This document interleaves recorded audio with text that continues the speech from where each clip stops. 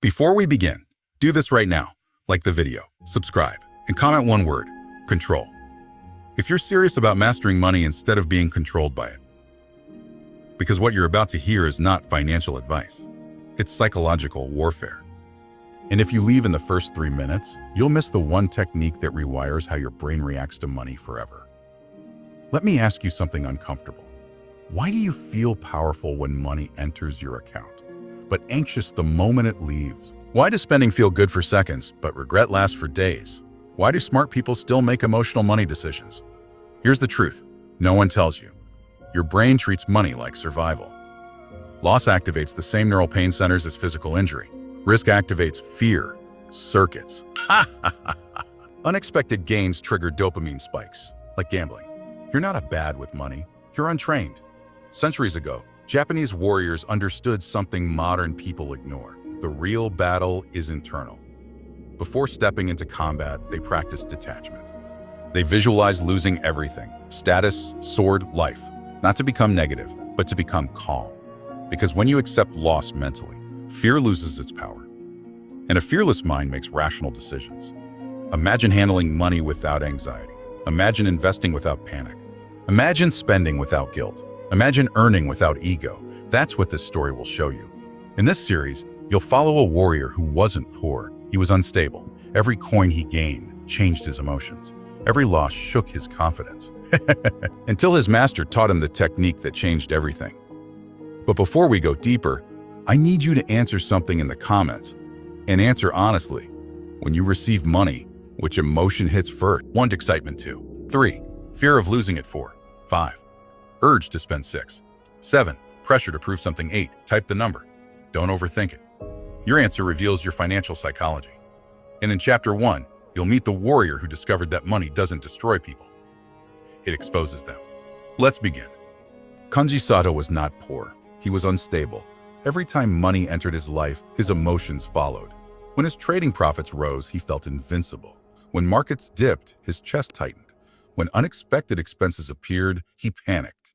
It wasn't the money. It was what money did to him. Kenji lived in Edo, during a time when discipline defined men. Warriors trained their minds harder than their bodies.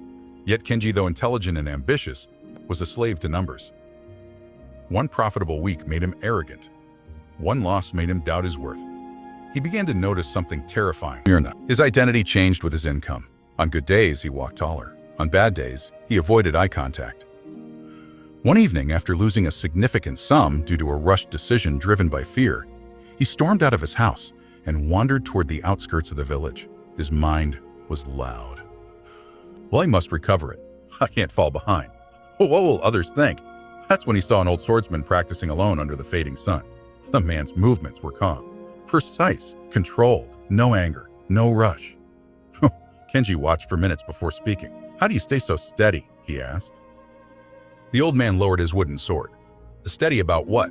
About everything. Loss, risk, pressure. The swordsman studied him. "You are not afraid of losing money," he said quietly. "You are afraid of losing identity." The words hit harder than any blade. Kenji felt exposed. "What do you mean?" "When your wealth rises, you feel powerful. When it falls, you feel small. So you chase stability through numbers. But numbers cannot stabilize a mind." Kenji clenched his fists. Then what can?" The swordsman turned away and began another sequence of movements. "Come tomorrow at dawn," he said. "If you are ready to learn why your brain betrays you." The next morning, Kenji arrived before sunrise. The training did not begin with money. It began with silence. The swordsman handed him a bowl of water filled to the brim. "Walk across the courtyard," he instructed. "Do not spill a drop." Kenji scoffed internally. This was pointless. Halfway across, his thoughts wandered. He imagined recovering his losses. He imagined proving himself. He imagined future gains. Water spilled. "Again," said the swordsman. This time, Kenji focused only on the bowl. Step, breath, balance. He reached the end without spilling. The swordsman nodded. "Your money decisions spill because your mind wanders into future fear and past regret." Kenji stayed silent. The lesson was simple, but powerful. Your brain under financial pressure imagines future disaster, and fear hijacks logic. "Tomorrow," said the swordsman, "you will learn the first warrior technique." Kenji felt something unfamiliar. Not excitement, not anxiety, Curiosity.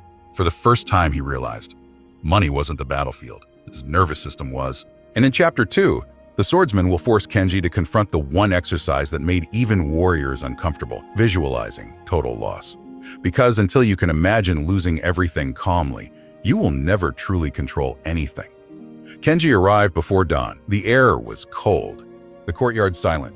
The old swordsman was already seated, eyes closed, as if he had been waiting long before the sun considered rising. "But today," the master said, without opening his eyes, "you will lose everything." Kenji frowned. "You already lost enough." The swordsman shook his head. "Oh no, you resisted loss. You feared it. You never accepted it." He motioned for Kenji to sit. "Close your eyes." Kenji obeyed. "I now imagine," the master continued calmly, "that your money is gone. Not some of it, all of it." All of it. Kenji's breathing shifted. "Your savings, your investments, your income, gone." A tightness formed in his chest. "You wake up tomorrow with nothing." His mind began racing instantly. "How will I recover? What will people think? What will I tell my family?" The master's voice cut through his panic. "Do not fix it. Do not solve it. Do not escape it. Just sit with it." Minutes felt like hours. Kenji's heart pounded as if he were in real danger. "That," the master said softly, "is your brain confusing money with survival." Kenji opened his eyes. "It feels real." "It is real to your nervous system." The master stood and picked up his wooden sword. Warriors trained to visualize death before battle, not because they wanted to die, but because once they accepted it mentally, fear lost its grip. He paused. "Have you heard of Miyamoto Musashi?" Kenji nodded slightly. He fought without hesitation because he detached from outcome. Victory or death, both were already accepted. The master stepped closer. "You must learn to detach from financial outcome the same way." Kenji swallowed. "But if I accept losing everything, won't I become careless?" The master smiled faintly. "Acceptance is not surrender, it is clarity." He drew a line in the dirt with his sword. "When you fear loss, you act desperate. When you accept loss, you act strategic." Kenji thought back to his recent decisions: chasing losses, doubling risks, acting fast to avoid discomfort. Every mistake had the same root: panic. "Your brain seeks immediate relief," the master continued. "That is why you make emotional trades, emotional purchases, emotional commitments." He pointed to Kenji's chest. "Your body reacts before your logic speaks." "Oh, how do I change that?" Kenji asked. "Exposure." The master instructed him to repeat the visualization daily. Sit, imagine total loss, feel the discomfort, breathe through it, do nothing. At first your mind will scream, he warned. But over time, the fear response weakens. Kenji felt resistance rising again. "What if I actually lose everything one day?" The master looked at him directly. "Then you will rebuild calmly instead of collapsing." Silence filled the courtyard. For the first time, Kenji realized something shocking. His fear of loss was creating the very instability he feared. That evening, he practiced again alone. He imagined the accounts empty, the silence of no income, the judgment of others, the uncertainty. His pulse raced, but he stayed seated, breathing, observing, not solving. By the third night, something shifted. The fear was still there, but it was quieter. And in that quiet, a new thought appeared. If I can survive this mentally, I can survive it in reality. The next morning, the master gave him the next lesson. "Tomorrow," he said, "you will learn why waiting is more powerful than acting." Kenji frowned. "Waiting?" "Yes," the master replied. "Because your next enemy is impulse." And in Chapter 3, Kenji will face the discipline that feels simple but destroys most men: the power of deliberate delay. Kenji thought he was improving. He had practiced visualizing loss. His panic had softened. His breathing was steadier. But the master knew something Kenji didn't. Fear was only half the enemy. The other half was impulse. "Take it," he said. Kenji picked it up. It was heavier than he expected. "You may spend this today," the master continued, "on anything you desire." Kenji felt a surge of excitement. New tools, better clothes, a symbolic purchase to reward his discipline. But before he could stand, the master added one condition. "You may not spend it for 24 hours. Kenji blinked. "That makes no sense." The master's eyes sharpened. "That is exactly why it matters." Kenji carried the pouch home. All day it occupied his thoughts. He imagined purchases, calculated potential profits, felt the urge to act quickly. The longer he waited, the more intense the desire became. By evening, he felt restless. "This is ridiculous," he muttered. "It's my money. That was it? Or was it dopamine pulling the strings? That night, he realized something uncomfortable. The desire to spend was strongest when he felt bored, when he felt insecure, when he wanted to feel progress. Money had become emotional medicine. The next morning, he returned to the master. "Understand," Kenji said. "The urge weakens with time." The master nodded. "Impulse is a wave. If you act immediately, it controls you. If you wait, it loses power."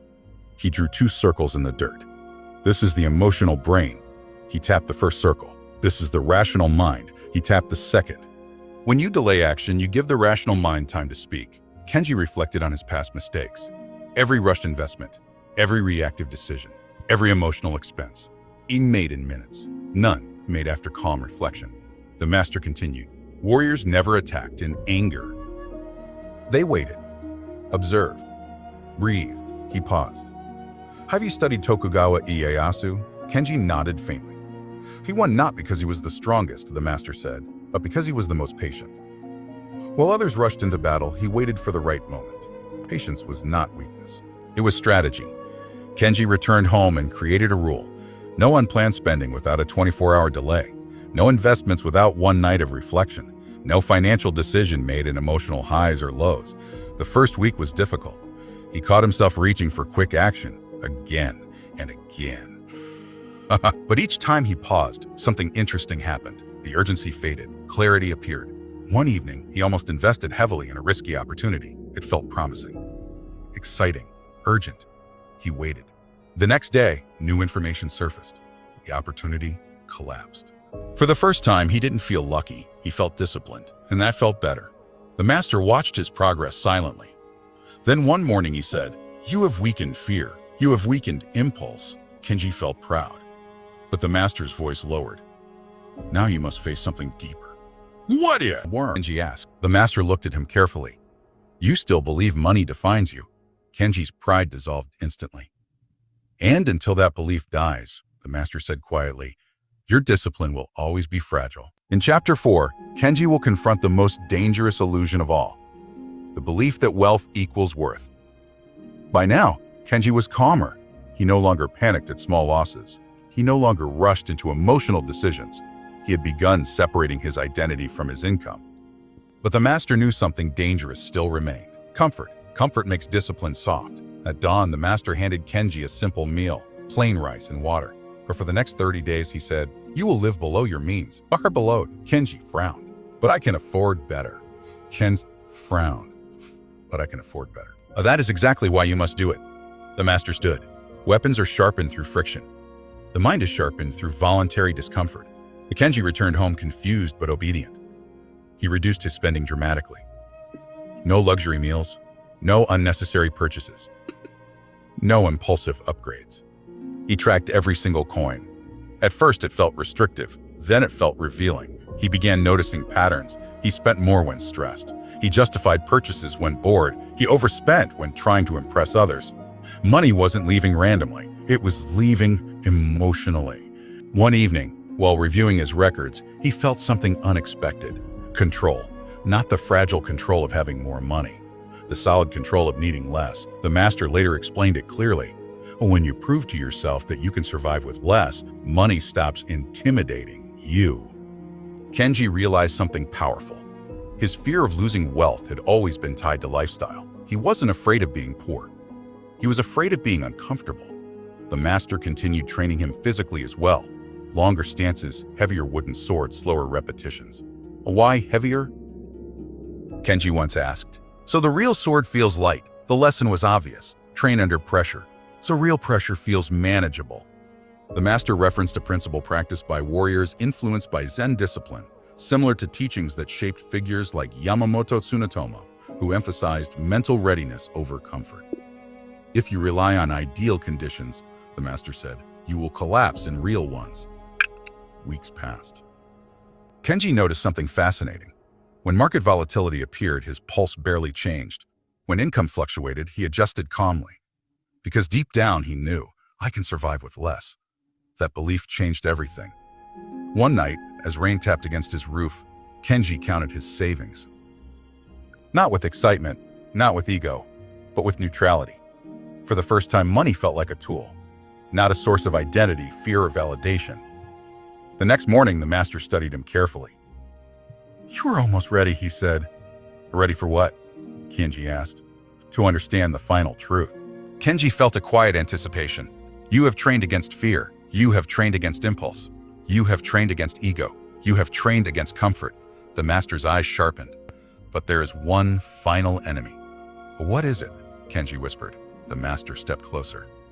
"Attachment to control itself." Kenji didn't understand. Not yet. But in Chapter 6, the final chapter, Kenji will face the realization that transforms discipline into freedom. And only then will he truly master his brain on money. Kenji believed he was ready. He no longer panicked at losses. He delayed impulses. He separated worth from wealth. He could live with less. He felt disciplined, strong, in control. And that was when the master struck. Not with a sword, but with a sentence. "You are still attached." Kenji frowned. "Attached from fear. I've detached from fear, from grief, from comfort." The master's gaze was steady. "You are attached to control." The words unsettled him. Control had become his pride, his proof of growth. "Is control not the goal?" Kenji asked. The master shook his head slowly. "A control is a tool. Freedom is the goal." He led Kenji to the courtyard where their training had begun months earlier. The same ground? The same silence? "This morning," the master said, "you will do nothing?" Kenji blinked. "A nothing. A no tracking, no planning, no calculating, no optimization. You will sit, and whatever thought arises about money, you will let it pass." At first it felt easy, then uncomfortable, then unbearable. His mind began whispering, "You should review your accounts. You should refine your strategy. You should plan next month." The urge to manage was intense, not from fear, from identity. Discipline had become his new ego. "I am the man who controls money," his mind repeated, and suddenly he saw it. He had replaced one attachment with another. Before, he needed wealth to feel powerful. Now, he needed control to feel superior. The master spoke softly. "A true warrior does not cling, not to gain, not to loss, not even to discipline." Kenji remembered something he once read about Miyamoto Musashi, that the highest mastery was moving without obsession over victory. Not passive, not careless, but unattached. Money is movement. It comes. It goes. To grip it too tightly is to create tension. To reject it is foolish. To obsess over controlling every outcome is still fear, disguised as strength. Kenji exhaled slowly. For the first time, he allowed uncertainty without trying to manage it. He allowed fluctuation without reacting.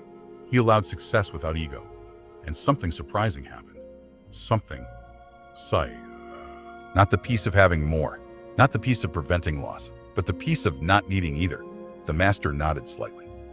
"Now," he said, "you understand. Kenji's wealth did not suddenly multiply. His life did not become risk-free. Markets still moved. Expenses still appeared. Opportunities still came and went, but internally, stable, calm, unshaken, because he finally understood the warrior technique that changes everything. Train your nervous system. Delay your impulses. Detach your identity. Embrace discomfort. Release obsession with control." Money stops being emotional. It becomes strategic. And strategy, when calm, compounds. Years later, people asked Kenji his secret. He never spoke about profits first. He spoke about psychology. Because your brain on money determines everything. Now let me ask you something, and I want you to answer honestly in the comments. If tomorrow you lost 50% of your wealth, would you panic or would you adjust? Type one word.